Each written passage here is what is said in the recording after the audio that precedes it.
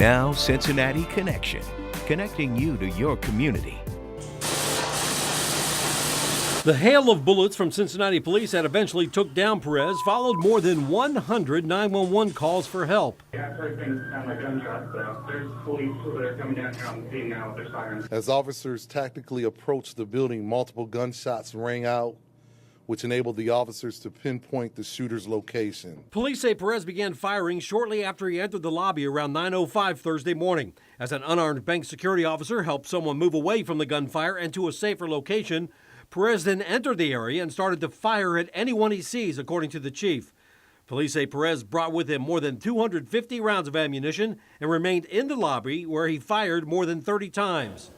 Omar Santa Perez, you see here, fatally shot 3 people and injured 2 others before he would be shot and killed by police officers. This morning happening downtown at the Fifth Third building on Fountain Square, forever in the memory of those who frequent that area often.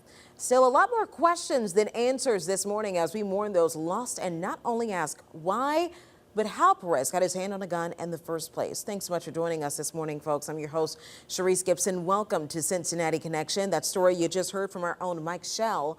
So after some digging, our partners at the Cincinnati Enquirer learned that Omar Santa Perez's family once begged a judge to have him committed for mental health treatments.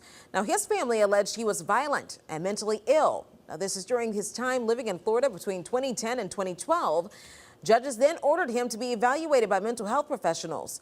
The shooting reverts back to questions over gun laws and mental health. Who should be able to get a gun? And if a judge orders you to be evaluated, should you be added to the list of those not mentally fit to have a weapon? So this morning we have Jessie Balmert. She's the state government reporter for the Cincinnati Enquirer, joining us via Skype from Columbus. Jessie, thank you so much for being here. Thanks for having me. Okay, so one of the things you did answer for us, a big question here. A lot of people maybe say that this might have led to a motive. Omar Santa Perez, family says to a judge that he has mental health issues. He has problems and they think that he needs to be checked out and he could be violent. So why was that not sort of a clear warning sign that this is a person who probably shouldn't have a gun? Well, I think it certainly was a warning sign. And what happens after that is sometimes complicated because of gun laws and what they allow and what they don't allow, and then also mental health laws and just how we treat individuals. So in the case of Santa Perez, his family was before a court and they requested some mental health treatment. It looks like the judge on a couple occasions did order some treatment, but if it was just for a short period of time, he wouldn't have necessarily been added to a list of people who were prohibited from having firearms. So what does it take to get added to that list? I mean, at what point do you have to reach before you can be banned from having a gun? I don't know how the laws in Florida and how the laws in Ohio kind of mirror each other. Well, there are federal laws, and the federal laws ban certain people, individuals with a felony conviction, some individuals with a misdemeanor domestic violence conviction. But in this case, it's basically anyone who is committed against their will, involuntarily to a mental health institution or deemed by the court to be to have a mental health issue. For example, if someone's found not guilty by reason of insanity, that would qualify. And the courts in that case would be responsible to tell their states and this national database that everyone who is a licensed gun dealer checks before selling a gun. And so there are a variety of reasons that can get you on the list, but a kind of a short stint in mental health treatment will not necessarily do it. So you're saying that if he were to check himself involuntarily to get mental health treatment, then he would still be in the future be able to have access to a gun had he been here with us? Correct. That's how the law was in Florida in 2010.